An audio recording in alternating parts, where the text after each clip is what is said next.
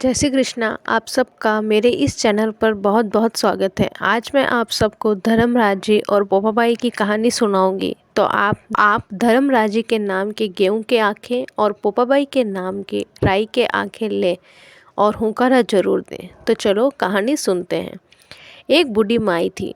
वह बहुत धर्म पुण्य करती थी, लेकिन धर्मराज वह यमराज के नाम का कुछ धर्म नहीं किया। एक दिन बुढ़िया माई मर गई। जब भगवान के पास गई तो वह बोली, मुझे बहुत भूख लगी है। तो भगवान ने कहा, यहाँ बहुत सारा खाना पड़ा है, खा लो।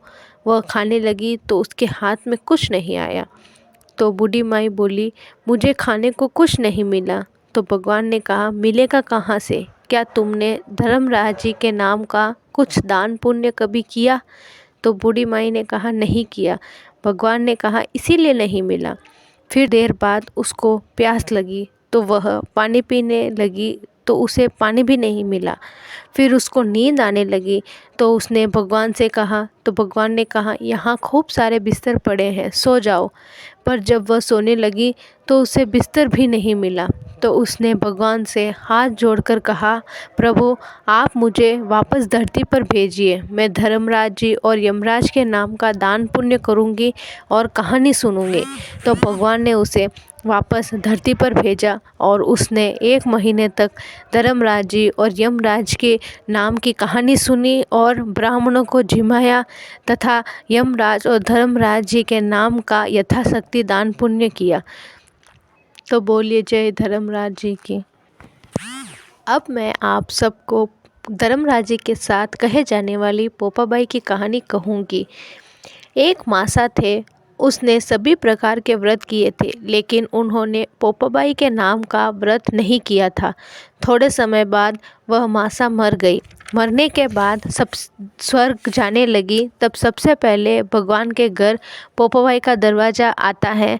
तो पोपाबाई ने मासा का रास्ता रोका और मासा से कहा कि तुमने सभी व्रत किए, लेकिन तुमने मेरे नाम का कोई भी व्रत नहीं किया, इसलिए मैंने तुम्हारा रास्ता रोका है।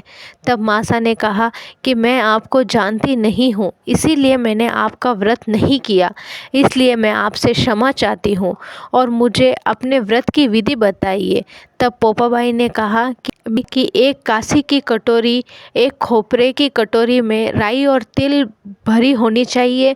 उसके अंदर श्रद्धा अनुसार गुप्त दान देना चाहिए।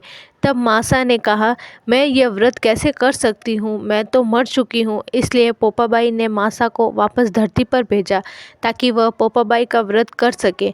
बाद में मासा ने धरती पर आकर धूमधाम से पोपाबाई का व्रत किया। थोड़े दिन बाद मासा मर गई। भगवान के घर जाने के बाद उसे सबसे पहले पोपाबाई का दरवाज़ा ही आया। पोपाबाई ने दोनों हाथ फैलाकर मासा को अपनी शरण में ले लिया। सभी को जो कहानी कहते हैं, सुनते हैं और होकारा भरते हैं, सबको ही मोक्ष प्रदान करना। जय माँ पोपाबाई।